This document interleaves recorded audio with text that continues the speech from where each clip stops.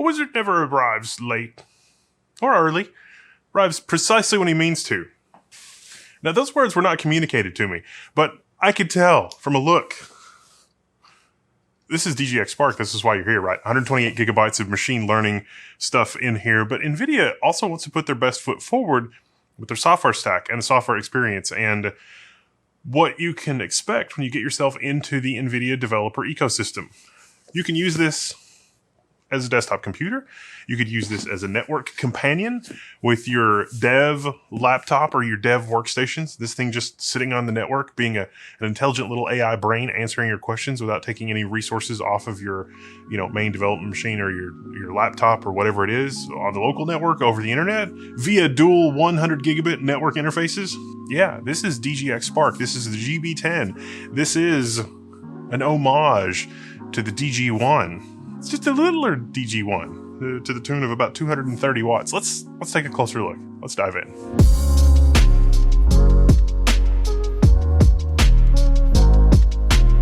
So what are we looking at right here? This is the DGX Spark. It was provided to me by Nvidia ahead of time because it's launching tomorrow at my request for my review. My opinion is my own, and Nvidia does not exert any editorial control over the content of this video because some of you are very pedantic. So these are launching tomorrow. You can buy these tomorrow, or if you're watching this on launch day, October 15th, 2025. 128 gigabytes of memory, 4 terabytes of capacity, 200 gigabit network, plus 10 gigabit Ethernet, plus HDMI, plus 4 20 gigabit USB ports. This thing has a lot of connectivity. In the box, you'll also get a power cord and a 230 watt power brick and a quick start guide. Ooh, with a sticker that has my SSID and my hotspot password and my system setup page.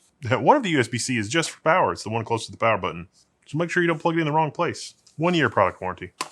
Oh, the power brick is almost... Okay, this thing is a dense little brick. This is a tool for learners, in my opinion. Learners like developers and students alike, I think, to get comfortable with AI and whatever industry or whatever other vertical domain you work in. This can run thousands of publicly available AI models and is intended to make it easier for you to prototype and mess around and experiment and deploy solutions that incorporate AI. It all runs here locally. It's a lab in a box. Under the hood, this thing has no more compute capability than a 5070 gaming GPU has, but it has 128 gigs of LPDDR5 memory. That memory capacity and the hardware features of Blackwell that you're not going to find in this form factor elsewhere are going to let developers get a lot done with this platform, I think. It's been interesting to take a look at. It's been interesting to run the experiments, and it's been interesting to just sort of understand how it works. Inside is the GB10, which delivers up to 1 petaflop of FP4, Nvidia's new 4-bit format, which we'll talk more about in a second. GB10, that's a 20-core ARM CPU. It has 10 Cortex X925s and 10 A725 cores. It has 5th generation tensor cores with 4th generation RT cores. It has a 256-bit memory bus with a peak memory bandwidth of about 275 gigabytes per second, give or take. Our model here has a 2242 M.2 that's 4 terabytes. That's accessible on the bottom. Here is a rubberized plastic pad on the bottom that is magnetically held in place, and then that'll reveal 4 screws in the Wi-Fi antennas. Now, the Wi-Fi antenna placement here is a little bit odd, and the case is made out of metal, so we do have a 3D printable foot if you would like to use that. And it even turns the Nvidia logo the right way. And now you have really good Wi-Fi reception on this side. The 10 gig interface is powered by a Realtek 8127. And the dual QSFP, that's a ConnectX 7 SmartNIC. GP10 has 6144 CUDA cores, topping out at 2.4 gigahertz. Our LPDDR5 here is clocked at 8533. There's a full hardware dump of device query on the screen there. That's in CUDA tools. So this is our AI dev lab in a box. It gives you access to bigger models than will fit on a GPU, agentic AI, nickel, NCCL, device stacking. You can stack up 2 of these, and the whole NVIDIA ecosystem enchilada. But before we talk benchmarks, let's talk about getting started with this and its capabilities out of the box, because I think that's the most interesting thing. This is the dashboard on the Spark itself, and you could just jump right into a Jupyter Lab notebook and just start doing image generation. And that sounds like a good use of time and resources. 128 gigs available of system memory, GPU utilization.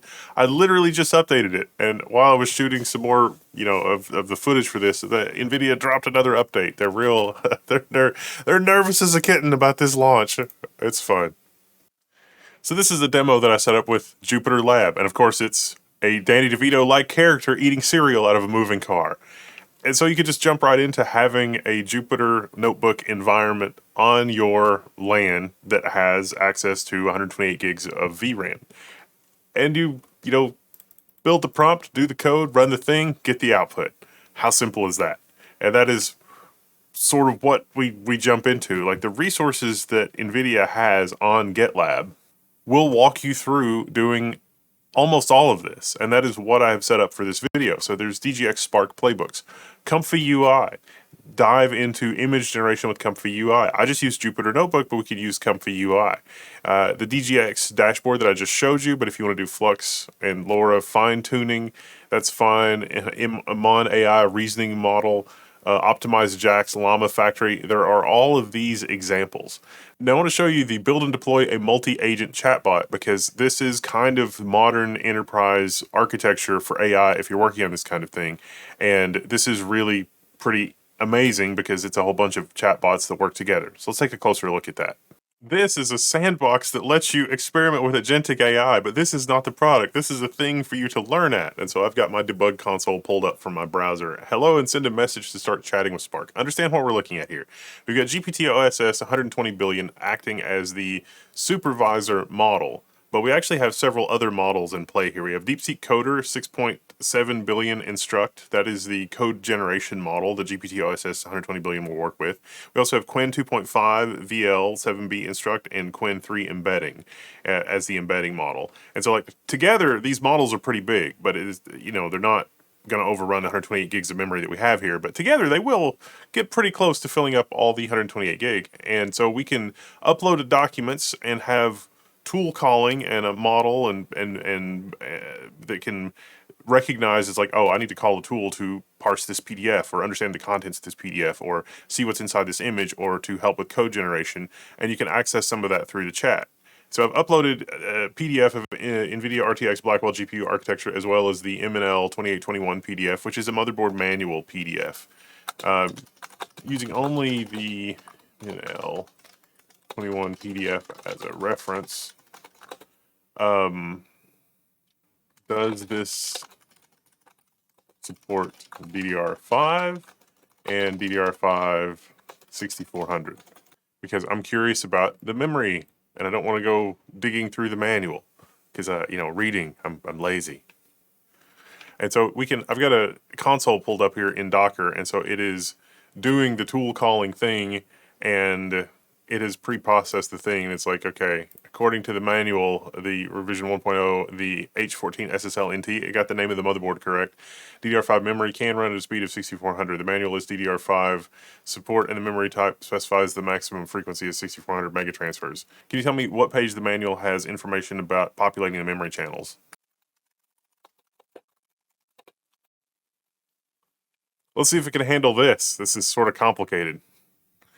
Tool start search documents.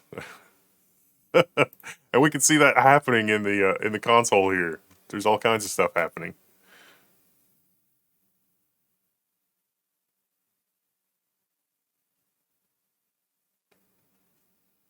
Oh, I forgot that the PDF was already there. There we go. Forcing full prompt reprocessing. Page 40, figure 216. Let's see. Boom, look at that. Page 40. Woo! Our AI future is here. And there's the memory speed. It's nice the table also has the nodes per socket configuration that's supported. It's nice that it got the diagram correct, but it did not get the correct. It's like, oh, 6 memory channels. No, sweetie, that's 12. But hey, it's not doing too bad. This is a developer tool. You got to figure this out. This is the hallucination. This is the 0.1. This is the vacuum tubes of this generation. But there's a there. There's something you can do with that. Now, what about image processing? Now, again, this is multi-agent understand. And so we have this diagram, the surprising power of AI. It's like, what's going on in this diagram? Let's just go ask it. And we can see from this that it is calling a tool to go to the internet and get things. And this is also why so many websites have CAPTCHAs. They don't want AI to be able to retrieve the documents directly. And this is why AI companies are working on browsers that have the AI built in, because instead of the AI having to go and get the image, it can just pull the image from what you're looking at. It can see your screen. This is Microsoft's approach with Copilot, but this is also becoming the norm for what AI companies want to do with browser software, so that you can hit a button and then the AI can see what you're looking at, so that you can ask it questions or ask it to analyze or whatever. Here we go. Here's the result of the image.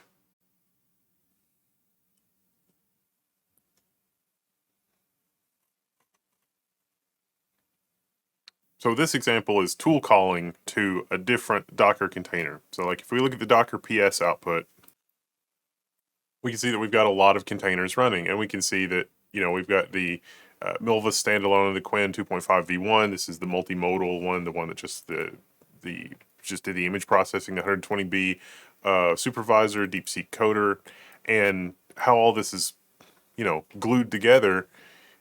This chat interface recognizes that it needs to do tool calling, and then it will call the appropriate function in the other Docker container to go and fetch the image and look at it.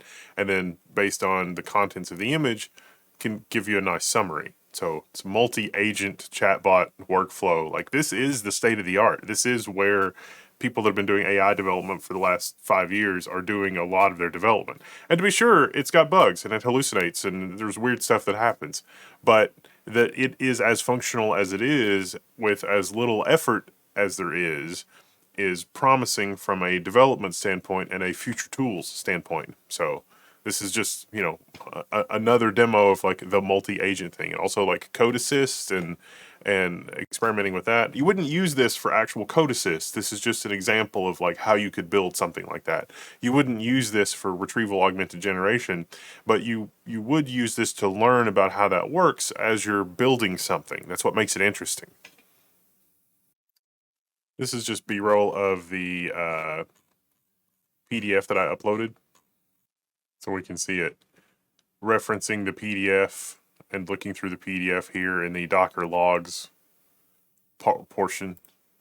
And, to be sure, this is the PDF that I uploaded. It is 57 pages of Blackwell specification and diagrams and everything else. And it was able to retrieve that. It can do retrieval augmented generation, and this is a demo of how retrieval augmented generation works, and you can see how this is put together and build this yourself, which is exciting. Also, text to knowledge graph. This is a pretty interesting way to look at and think about knowledge, like building a knowledge graph. I have to show you this demo. It's a text to knowledge graph demo that is on the Nvidia GitHub. You can do this one yourself, and it's not perfect, but it is a great starting point. This is one of my personal counterexamples for the AI doomers that I see everywhere. Well, I mean, what I worry is a lot of folks are using AI kind of as a substitute for thinking, like the thought process, like human labor and creativity, and just like using your brain.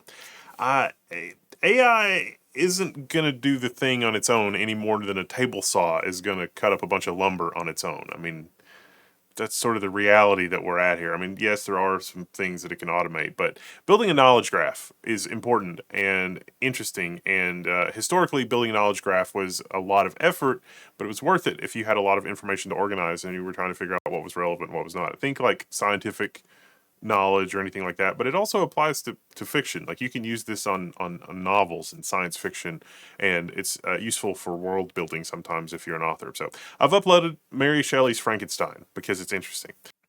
A knowledge graph is just a map of people, places, and things. The nodes are labeled with connections between them to the edges. It's the edges of the graph, basically. Under the hood, each connection is a tiny sentence. Subject, relation, object. Victor Frankenstein creates the creature, or Elizabeth Lavenza is the fiancée of Victor.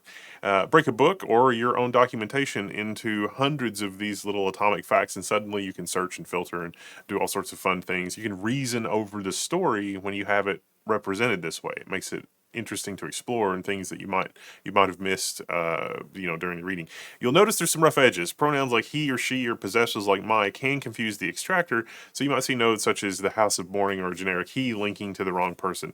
But that's normal, and that's part of the exploration here. There's a metagame. Like, this isn't meant to be a finished product. This is meant for you to use as a learning tool as you dip your toes, or maybe all the way up to your eyeballs, into the wonderful new world of AI. So, co-reference cleanup. Replace he, my with the most likely named entity, merging and aliasing. Collapse Frankenstein or Victor or the student into one canonical Victor Frankenstein, keeping the original quotes and citations. Believe it or not, there's something there for that in the GUI. Like, it's just the thing that you have to think about in your brain when you're thinking in terms of AI. This is actually a deep rabbit hole that you can go down. You can use a Lang chain or not, different embedding models and or extractor models. That's a whole other set of learning, but the beginnings of that is here, and there are ways to approach those kinds of like dereferencing problems or dereferencing ambiguity problems before you feed it to the thing that does the knowledge graph. The goal is that you, the person that's watching this video, are building a cool inference interface to knowledge. That's the point, and you could learn how this kind of stuff works. Show all the characters connected to DeLacy, or where does the creature appear before chapter 15? The graph narrows retrieval to passages directly connected to your question, so answers are grounded and explainable. Maybe you're interested in Justine, you can click on that and see where that goes, or see what the connections are, or see what leads into that or what leads out of that. I can click a proper name and see the edges, like confides in, kills, rescues, writes to, relationships will light up in the graph here, which is really awesome. Click any node you want and jump to the supporting text. Even with a little manual cleanup, those ambiguous he, my moments, you're going to end up with a living, queryable map of the novel. Now, the same workflow would scale to your own research or PDF notes or meeting transcripts or whatever it is that you happen to be working on. And this is a small collection with different agents doing different aspects of the processing here, like dereferencing and LangChain and all the Docker containers. And you can see how it's built under the hood. So this is a really interesting and worthwhile demo. You should definitely check it out. And keep in mind, all of these containers are running simultaneously on Spark. That's what the 128 gigabytes of memory gives you. If you're looking for something more basic to start with, you could install Ollama or OpenWebUI with Ollama. We've done tons of videos on that, and setting it up on Spark is no different than anything else. With Ollama and OpenWebUI setup, you can configure Ollama to permit connections from the network on port 1134. At that point, you can configure Visual Studio Code or whatever your code editor uses, or whatever code editor you prefer to connect to this instance. And then whatever model you've downloaded, GPT OSS 20 billion or 120 billion, can be used as your coding assistant. So you can do vibe coding right from Visual Studio Code on another machine on your network using this as the AI backend with a 120 billion parameter model. There are even examples for doing fine-tuning of vision language models locally on Spark. Now, Nvidia's team used, they fine-tuned the Qwen 7B model to detect wildfires and aerial imagery, and that's really cool, but we could use Flux Diffusion model tuning to demonstrate Spark's capabilities another way. In the Flux Diffusion model fine-tuning demo, they used 6 images of Toy Jensen and 8 images of DGX Spark to train the model on how to incorporate images of that into the actual output. And so there's an example of that. You can go through that tomorrow with what they're releasing on GitLab and run through the model. And basically all we're doing is just showing the model these images so that it knows what to do and how to incorporate them into various requests that a user might have. And all of this can run locally on Spark. It takes about 110 gigs of VRAM to get to the other side of this, and slightly more time than I had to do my own training. Nvidia also provided the Unsloth on DGX Spark. Unsloth is a team that is quantizing models. It's generally true that a larger model that has been quantized will perform better than a model that is small to begin with. It's sort of counterintuitive because the larger models, when you quantize them to a point, they start to really lose their coherency. Like they don't perform quite as well.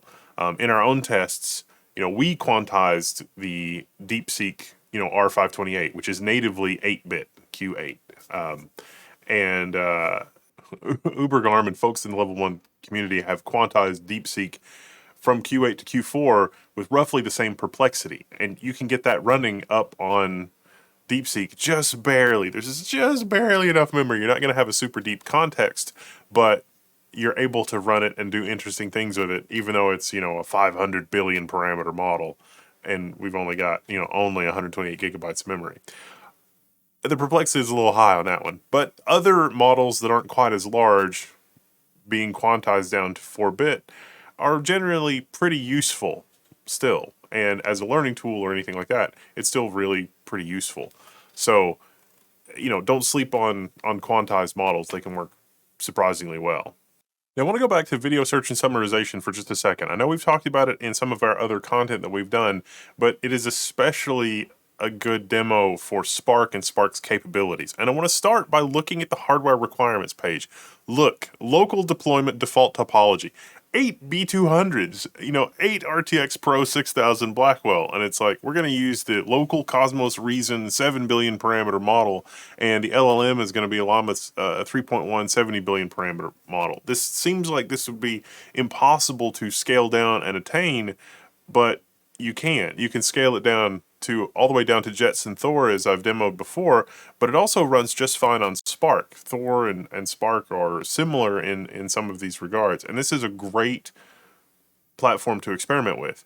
You can build something. Imagine a system where there's packages coming down a conveyor belt. You can build a vision system that says, look at the packages coming down the conveyor belt, look for this attribute, or look for packages that look like they've been mishandled, or look for packages where the packing material seems damaged in some way.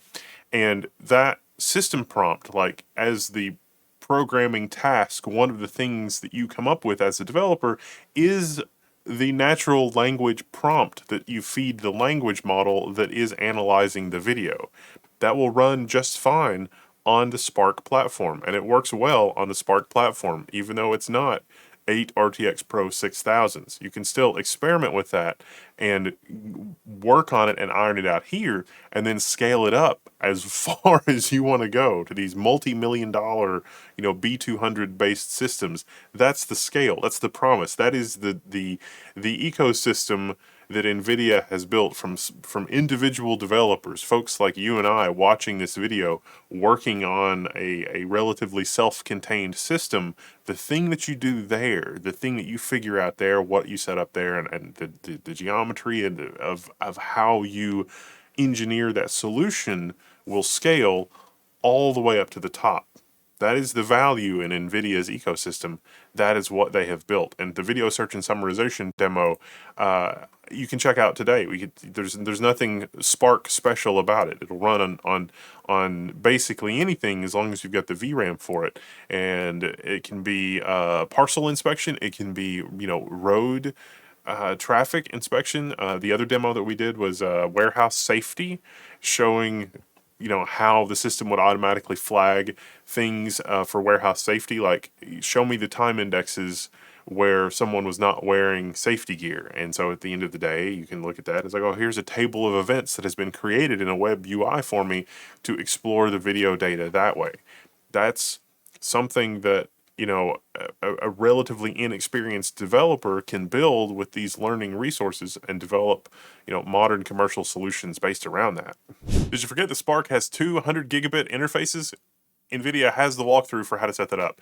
Now, NCCL, the Nvidia Combined Communications Library, or it's a subset of MPI, Message Passing Interface, and like Nvidia has done a lot of work in OpenMPI and the open source thing and building the GPU fabric. We've seen in very large GPU installations where each GPU has its own network card. Basically, it is brilliance and foresight that Nvidia has put such a ridiculously powerful Nvidia ConnectX-7 NIC in Spark to begin with. I mean, dual 100 gigabit. That's going to be something really exciting. I've only got the one Spark. I can't connect two, but I'm familiar with how this works, and I'm familiar with the underlying fabric. Nickel is a subset of NCCL. That's how it's pronounced. Is a subset of MPI functionality, and this is a great accessible way that you, the developer, can leverage multiple GPUs across multiple physical hosts. And Nvidia is far out in front here, far out and ahead in terms of the GPU fabric interface and being able to pass messages for GPU jobs to remote machines.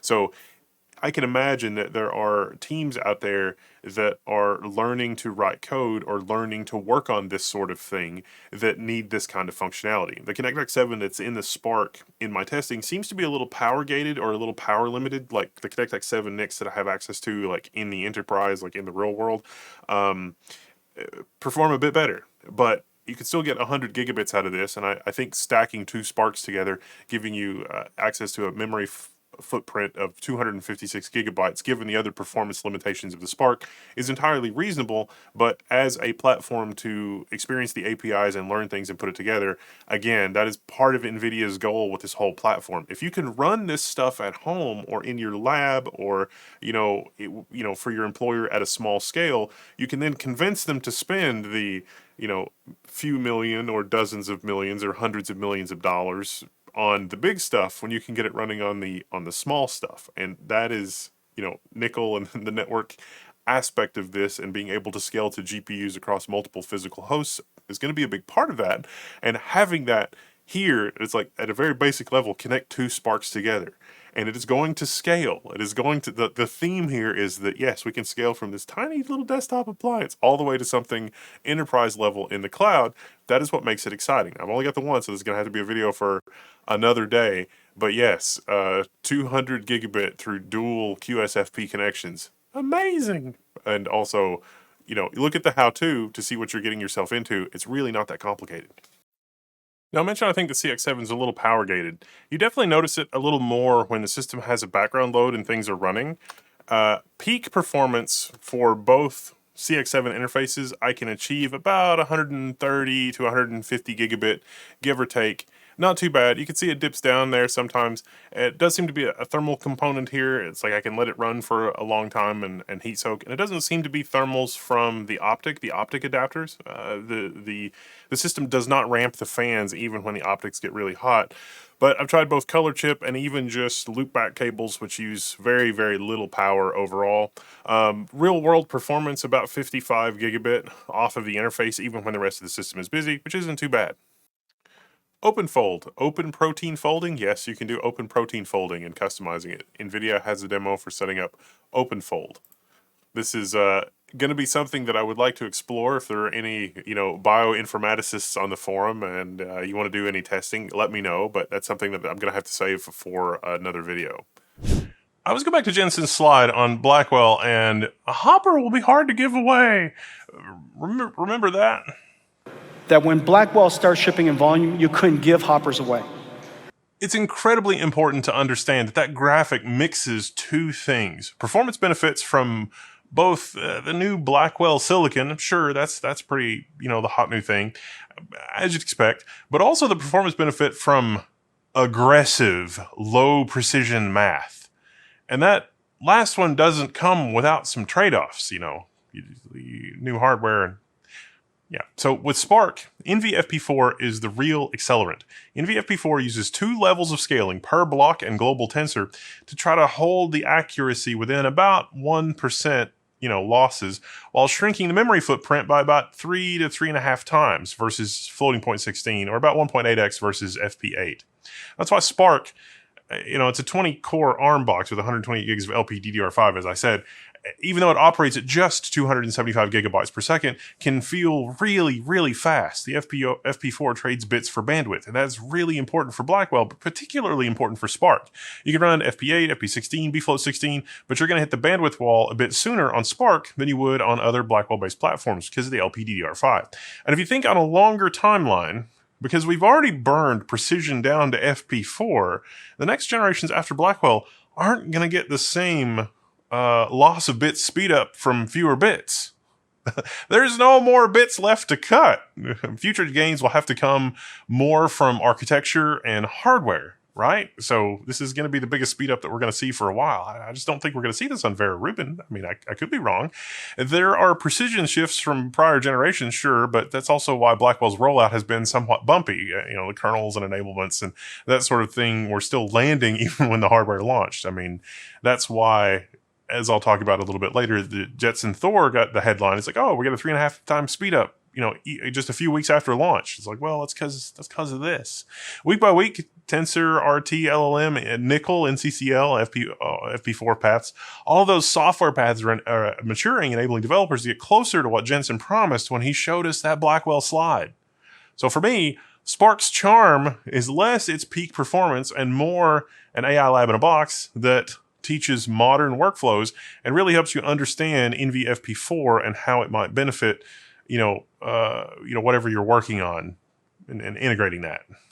And so finally, we can look at the actual benchmarks. But remember, this is an AI lab, not actually a thing that is meant to go at the speed of light. I mean, a 5070 is going to be faster, but you're going to run out of VRAM really quickly because the VRAM is faster than LPDDR5.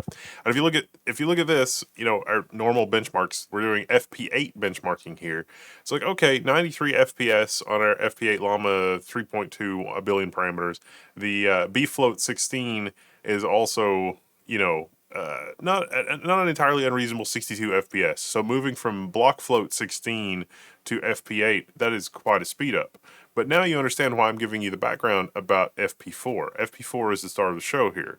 Like I say, you've got some, pretty good indicators of performance here. GPT OSS 20 billion.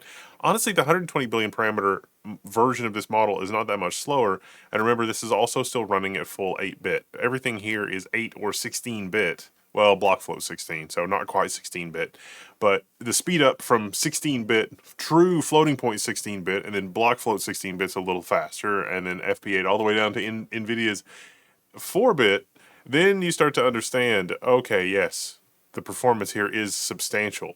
So that same, Llama 3.1 8 billion parameter model, 39 tokens per second versus what we were seeing here at 23 tokens per second. Same model, it's just a different quantization. And, the output, the perplexity does change on these models when you mess with the density, but that's, NVFP4 in this case. There's also MXFP4 for the format, depending on the backend. Mostly for my testing, I mostly use VLLM, but TRT LLM is a lot more optimized, and so the performance here for the various models, this is about what you would expect. And Spark also supports inferencing with speculative decode, so if you want to run Llama 3.3, the 70 billion parameter model, you can expect about 11.12 tokens per second when you're running the NVFP4 with the TRT LLM backend. I'm pretty sure VLLM is going to be in the same neighborhood, but you're going to have to be running the very latest version of VLLM in order to do that. That's why I say, now you understand, the star of the show here is 4-bit, and the purpose here is AI learning lab more than just I'm going to buy this appliance and it's going to run insanely fast. That or having RTX Pro 6000s has spoiled me. I don't know. Spark is compatible and tested with a large ecosystem of tools. Whether you're working with PyTorch or TensorFlow or Hugging Face, or you're working with custom transformers, or you're digging into Rapids or Pandas or NumPy or Polars, Nvidia has their own AI workbench, Nemo Automated, Gradio, Streamlit, the whole stack. There's basically something here, no matter what it is, VLLM or even TensorRT LLM, which I think TensorRT has the most optimization for Spark of anything else out there. If you want to experiment with doing your own quants, or quantizing large models to test drive the new NVFP4 format, you can do that too, right? Natively on this piece of hardware. The NVFP4 format is what puts this in a performance class all by itself. Fortunately or unfortunately, you can spin that positively or negatively. Everything I just rattled off is currently like the hotness in different corners of the AI universe. And it's all running here at a reasonable performance at a reasonable scale. And I say this because of the fact that this generation leverages the loss of precision for more performance. That's why I say it's reasonable, because I also think that we probably won't see this level of performance uplift in any subsequent generations. That's why I say that Nvidia, maybe a nice way to say it is that they almost, but not quite, bit off more than they could chew with the Blackwell generation, because the hardware and software changing simultaneously. That's maybe a video idea for another day. Everything that went wrong with Blackwell so far, because they changed a lot. But right now, as of today, in October of 2025, this is the hardware embodiment of the most cohesive software ecosystem for AI that exists. This is a relatively small scale, sure, but this is the smallest thing that you can get that will let you do basically everything end to end for about any DevOps tooling you'd want to do, up to and including GPU fabrics, if you get two, at least for nickel. What about competing platforms? I mean, wasn't AMD first on the scene with the Ryzen AI Max 395 Plus? And yeah, on paper, this looks like AMD's answer to Spark. This is the framework desktop featuring that platform. Same 128 gigabytes of memory, similar memory bandwidth. In 2025, this is using the Vulkan backend for AI. And with this, I can get similar FP8 inference performance on AMD versus Spark. But really, that's where the similarities end. NVFP4 is the first differentiator for Spark. NVFP4 is what NVIDIA is leaning into hard. And you're going to see it in all of NVIDIA's promo materials and that kind of thing, because the similarities of the performance of FP8 on the two platforms. But Blackwell has hardware support for FP4, and the performance is fine, but the star of the show is FP4 making the most of that 275 gigabytes per second memory bandwidth and modern workflows. I mean, yeah, you can run FP8 and FP16 and block-float 16 everywhere, but Spark's feel-fast moments come from shrinking the tensors and trading the bits for memory bandwidth. That's why I also wanted to see more raw FP8 performance from NVIDIA, but maybe not on Spark, because machines like the framework desktop can actually go toe-to-toe at FP8. And I think that NVIDIA was maybe worried about that aspect of that for this launch, because it is kind of similar. But, it's amazing that AMD has the hardware and that you can do that, but NVIDIA has got the ecosystem in a box. And the networking, I mean, can I DIY some networking stuff on Strix Halo? I mean, yes, but does that give me a path to the cloud and like what I would be doing with CDNA? No. And this is a Vulkan backend over here. Did Vulkan backend help me get to a CDNA GPU fabric? Also, no. Native hardware 4-bit quants on AMD? If you were a competitor thinking about the big picture and thinking about the missing parts and how you would show someone how to scale from A to B, it's easy to imagine why a competitor might deadlock internally about, building some educational or demonstration resources like NVIDIA is launching with Spark. You can get there from here.